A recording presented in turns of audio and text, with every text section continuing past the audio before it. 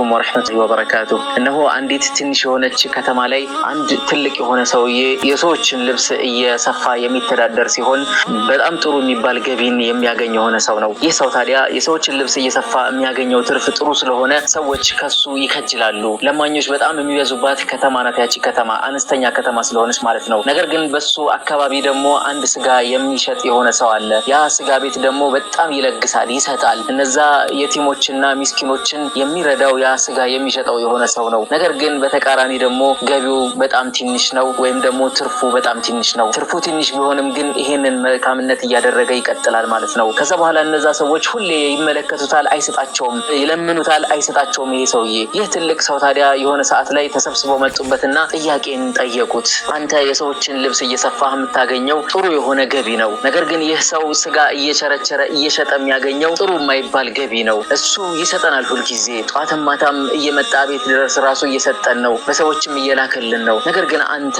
ለምንድነው ማትለግሰው በማለት ጥያቄ ጠየቁት ይሄንን ሽማግሌ። ሽማግሌውም ምንም መልስ ሊሰጣቸው አልፈለገም። ፈገግ ብሎ ዝም ብሎ እንዲያልፉት አደረጋቸው። ከዛ በኋላም ይሄንን ሐሳብ በተደጋጋሚ ያቀርቡለታል። ነገር ግን እሱ አንድም ቀን መልሶላቸው አያውቅም። ፈገግታና ዝምታም ብቻ ነበረ ምርጫው ያደረገው። ነገር ግን እነሱ ይበሳጩበታል በየጊዜው። ያንን ሰውዬ ባዩት ቁጥር ይናደዱበታል። የሚያገኘው ትርፍ ጥሩ ነው። ሰዎች ልብሳቸው በተቀደደ ቁጥር አዲስ ልብስ ማሰፋት በፈለጉ ቁጥር እሱ ጋር እየሄዱ ነው የሚያሰፉት። ትርፉ በጣም አሪፍ ነው።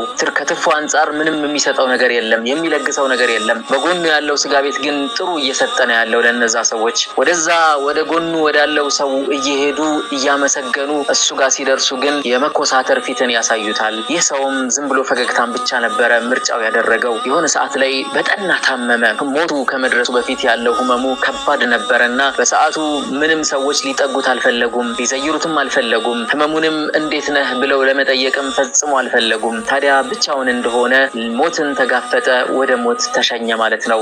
እዛች ጠባብ ክፍል ብቻውን ከሞተ በኋላም ፈጽሞ ሊሸኙት አልፈለጉም። ሂደው ሬሳውንም ሊቀብሩ አልፈለጉም። የባሰ ብለው ደግሞ ይነጋገሩበታል። ይህ ጨካኝ አረመኔ የሚያገኘው ትርፍ እስኪ አሁን ይቅበረው። ሰው ለሰው ጠቃሚ ነበር፣ ነገር ግን እሱ እኛን ሊጠቅመን አልቻለም በህይወት አለ። አሁን ሲሞት ደግሞ እኛ አንቀብረውም በማለት እንደምንም ቀብሩ ተሸኘ፣ ተቀበረ። ተቀብሮ ሲያበቃ ይሄ ስስታም የሆነ ሰውዬ እኮ ሞተ እያሉ እርስ በራሳቸው ሲነጋገሩበት ትንሽ ከቆየ በኋላ ስጋ የሚሸጠው ሰውዬም ሰደቃ መስጠቱን አቆመ ሙሉ ለሙሉ። ሰዎች ይጠብቃሉ፣ ስጋ ይመጣል ብለው ያስባሉ፣ ጠዋትም ማታም ይጠባበቃሉ።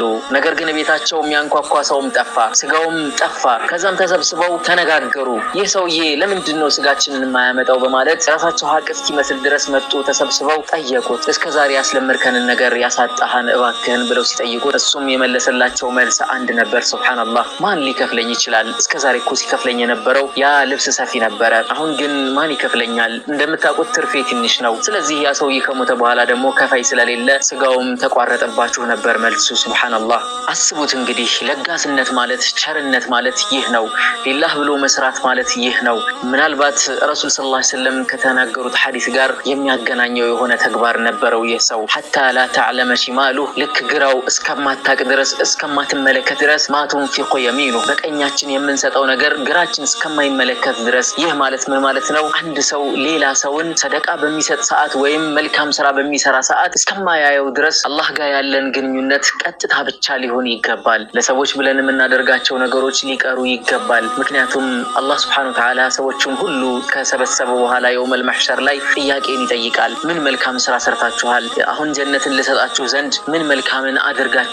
በሚል ሰዓት አንድም መልስ ላይኖረን ይችላል። ምናልባት ይሄን አድርገናል፣ ይሄን አድርገናል፣ ይሄን አድርገናል ብለን የምንቆጥራቸው ብዙ ሊሆኑ ይችላሉ። ነገር ግን አላህ ሊመልስ የሚችለው ነገርንም እያሰብን መሆን አለበት። ምክንያቱም ይህማ ለኔ ብለህ አልነበረም፣ ለሰዎች እንዲያዩልህ ነበረ፣ ሰዎች ደግሞ አይተውልሃል። ሰዎች እንዲነጋገሩልህ ፈልገህ ነበር፣ ሰዎች ተነጋግረውበታል ጉዳዩን። ሰዎች ጎበዝ ጎበዝ እንዲሉ ፈልገህ ነበረ፣ እንዲሁም ዱንያ ላይ ጎበዝ ጎበዝ ብለውሃል። ስለዚህ ዱንያ ላይ ጀዛህን ተረክበሃል። አሁን ላይ ጀዛ የሚባል ነገር የለህም፣ ክፍያ ምንዳ የሚባል ነገር ከኔ አይኖርህም በማለት አላህ ሊያዋርድ ይችላል ማለት ነው። እንዲሁም እንደምታውቁት ነብዩ መሐመድ ሰለላሁ ዐለይሂ ወሰለም ረጅም በሆነ ሐዲስ ላይ የገለጿቸው እነዛ ዋሻው የተዘጋባቸው የሆኑ 3 ሰዎች የነሱንም ታሪክ ማስታወስ እንችላለን። እዚህ ላይ 3ቱም መልካም ስራዎቻቸውን ሊዘረዝሩ ባሉ ጊዜ ማንም ሰው ያላያቸውን ለማንም ብለው ያላደረጉትን ስራቸውን ነበር ሲዘረዝሩ የነበሩት። ሁላችሁም ስለምታውቁት መድገሙ አስፈላጊ አይሆንም። ነገር ግን ወንድም እህቶቼ በዛሬው ታሪክ ልንማር የሚገባው መሰረታዊ ነገር ሊላህ ብለን ስንሰራ